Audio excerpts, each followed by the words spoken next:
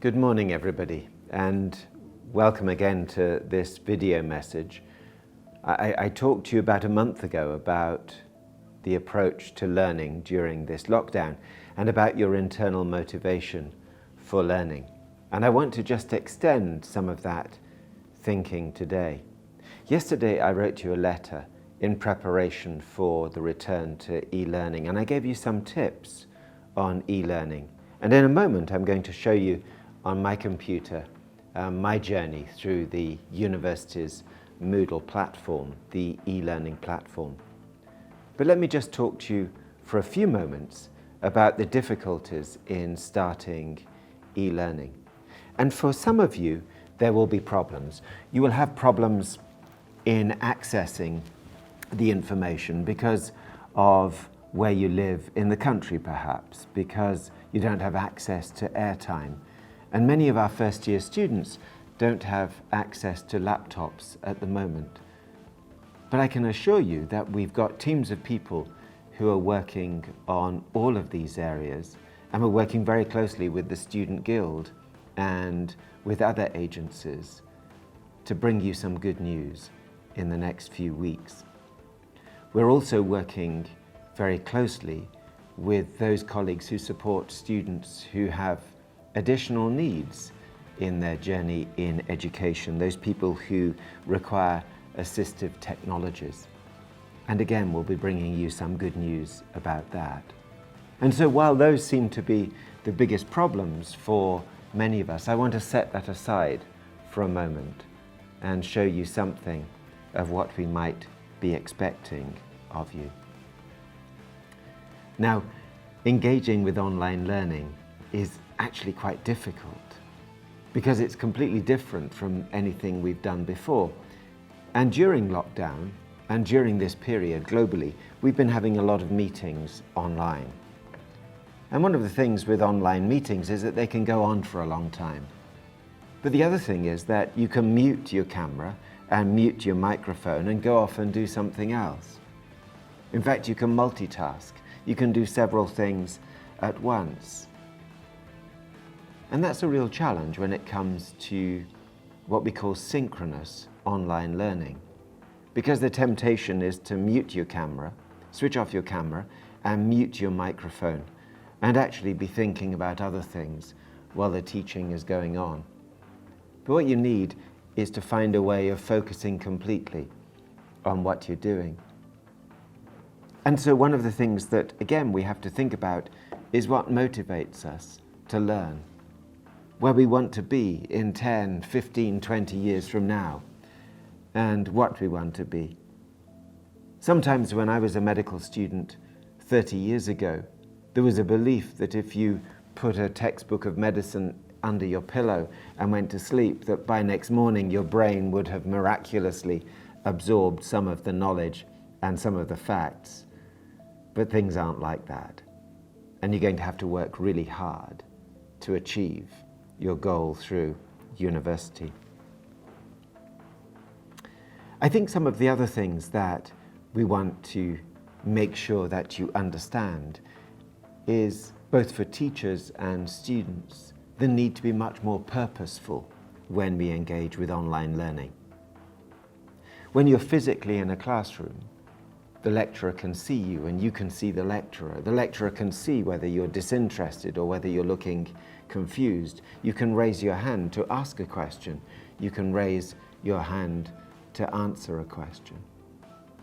And with open and distance learning, it's much more difficult to signal to people that you're present, that you're in the classroom, that you're learning, and that you have a question. So what I've done here is I'm now into the Moodle platform at the university. And while you can't see the detail of what's on the screen, I've gone into one of the colleges. I've gone into the College of Science and Technology. I've gone into the School of Information and Communication Technology in the School of ICT. And I've gone into some undergraduate programs. I now find myself in the Department of Computer and Software Engineering in Year 3, Trimester 2, and I found myself looking at a module that I really don't understand at all, called digital signal processing. And it's a fine example of the kinds of material that you find on the website. And as you go into this module, you come across the course background, the learning outcomes, and then you'll find information on different forums or fora that you can be a part of. And when I click on this particular forum here, the lecturer has indeed started a conversation with students. But here you find the learning outcomes, sometimes we call them intended learning outcomes, for the course, the module that you're doing here. And this is where you come in as students, because we now share the responsibility for the achievement of the intended learning outcomes. Because we're moving from a position of teaching, where I teach you everything according to the intended learning outcomes, to a position of learning, where I share the responsibility as the lecturer, as the teacher, with you as the learner for the achievement of the intended learning outcomes. And it's very clear from these intended learning outcomes what it is you need to learn. And one of the definitions of a learning outcome is that it has to be accessible. If it's not written in a way that demonstrates it can be assessed, then it's not truly an intended learning outcome. So here is one intended learning outcome for digital signal processing. Having successfully completed the module, students should be able to demonstrate knowledge and understanding of fundamental concepts and principles of the software. And so it then becomes your responsibility to make sure that in your written notes that you have some understanding and you can demonstrate some understanding of that particular learning outcome. As you progress down the module information, you'll find what we call indicative content, the outline content for the module, and also a series of indicative resources. Now remember that those resources are there to guide you. Last time we spoke, I spoke about being in a sea of information, and sometimes you don't know which information is valid and which information is credible and which information is truthful. The indicative resources guide you and signpost you to truthful and credible sources of information. Now, when you click on those things, sometimes you have to pay additional amounts of money for airtime if it takes you outside the university. So you need to be aware of that. But then, when you go into the detail of the module, this module is divided into chapters, and you find a PowerPoint slide series on Introduction to Digital Signal Processing. And then very quickly you go into a chat room.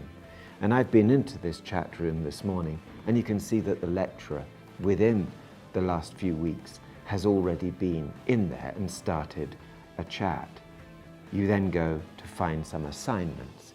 Now, the assignments are formative at the moment, but the assignments are based on questions that will be used in summative exams and have been used in summative exams in the past. And the nice thing about looking at these assignments is that you can begin to understand the construct of test items, of examination questions. We then move down to the quiz, and here there is a quiz, and when you click on the quiz, it takes you into a part of the platform that opens up the quiz for you. And here is a second chat room here, set up by the lecturer, still in chapter 1, where it says, dear students, in order to make this course interactive, your commitment is required. I'll be regularly checking to see who has visited, and I'm ready to answer any questions raised.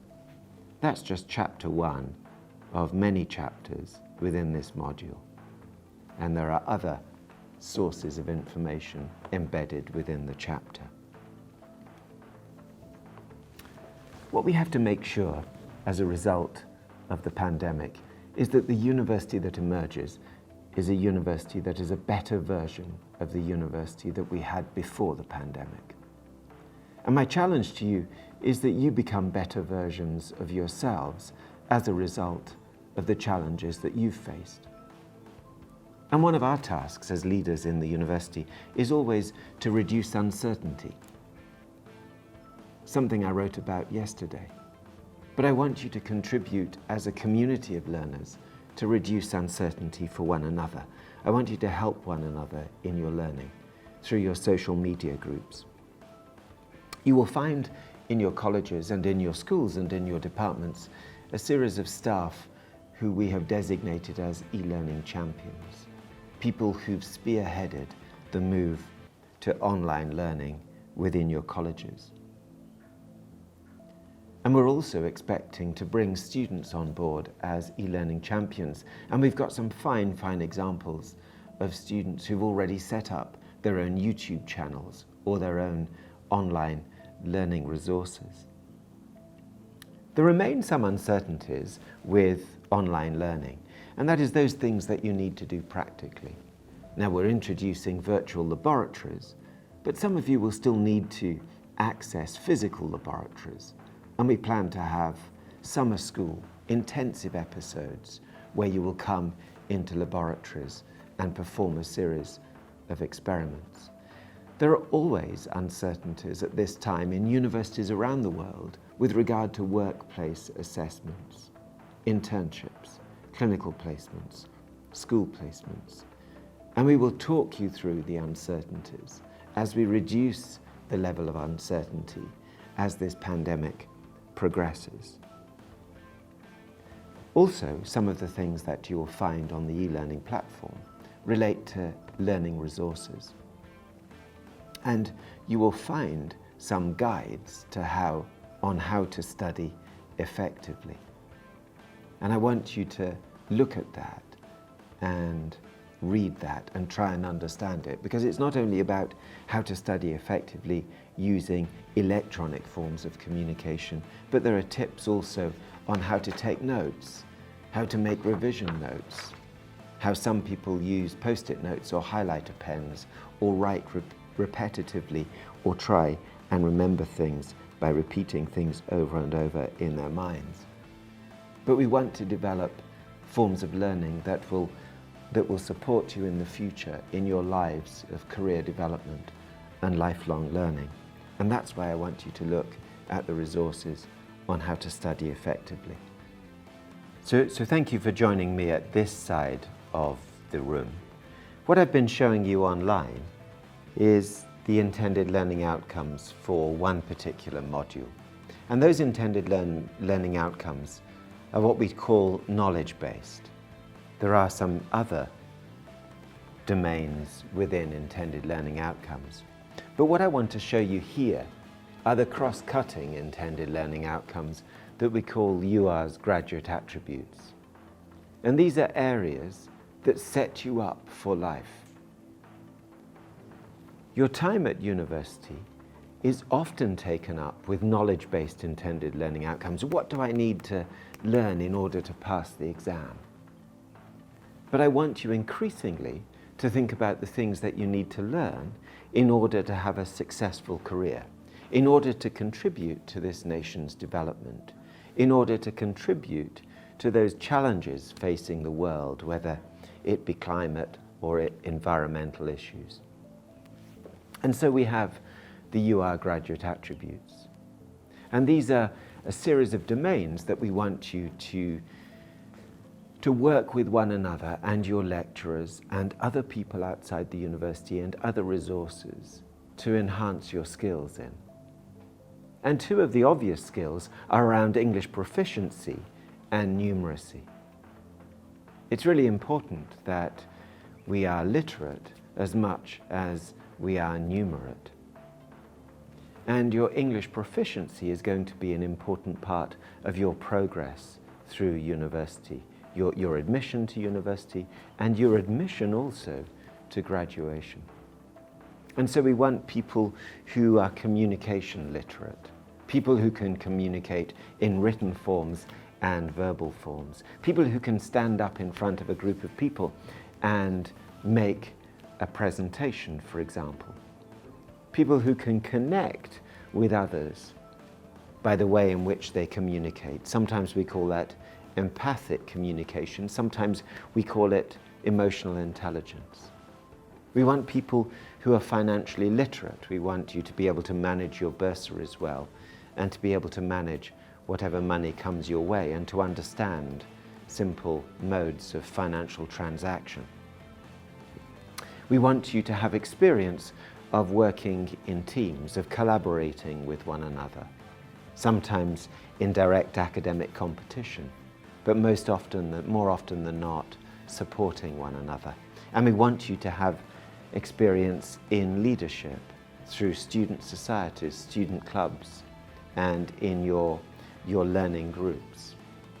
We want you to have a perspective on global citizenship. So what are some of the geopolitical issues facing the world? And this is where I hand the learning back to you. And I need you really to engage in some of the issues facing the world, to look at credible and valid news websites on a daily basis. I want you to become employable. And this series of skills, along with your knowledge-based intended learning outcomes, should set you up for that. But you need to know how to write a CV and a letter of application successfully too. We want you to develop a set of values, attitudes, and behavior that accord to you autonomy professionally, that you can be valued and trusted and respected as a member of a team in a place in which you work. And we also want you to have an ethical understanding of many of the issues that you will face at your time at university and learning groups, in submission of assignments, and as you go on to employment in the future. And so these are some of the other things that I want you to look at. You have to become better versions of yourselves by the time you leave university, just as this university is working with its administrative staff, its academic faculty, and with you to create a better version of higher education in Rwanda. I wish you good luck as you start to explore the online learning platform at the University of Rwanda, and I look forward to connecting with you again soon. Thank you.